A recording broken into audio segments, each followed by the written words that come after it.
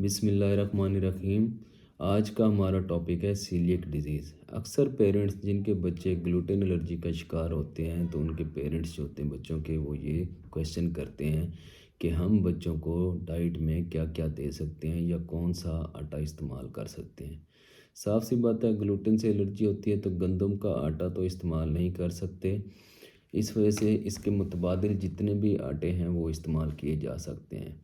چاول کا آٹا ہم بچوں میں استعمال کر سکتے ہیں، مکئی کا آٹا استعمال کر سکتے ہیں، دالوں کا آٹا ہم استعمال کر سکتے ہیں۔ اس کے علاوہ ایک اور ہمارا شمالی علاقہ جات میں ملتا ہے بک فلور، وہ بھی ہم استعمال کر سکتے ہیں۔ یہ 3-4 قسم کے آٹے ہیں جو کہ گلوٹین الرجی کے پیشنٹ میں استعمال کیے جا سکتے ہیں۔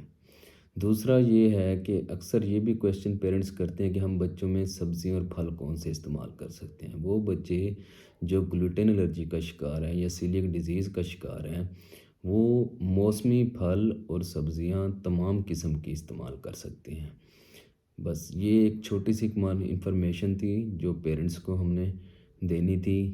اب میرے خیال میں سیلیک ڈیزیز سے ریلیٹڈ جو ڈائٹ پلان ہے وہ جو ہے ہم نے بتا دیا ہے کہ آپ بچوں میں کون سا آٹا استعمال۔ اس کے علاوہ گندم کا گلوٹین فری آٹا بھی ملتا ہے مارکیٹ میں، وہ بھی بائی کر کے ہم بچوں میں استعمال کر سکتے ہیں۔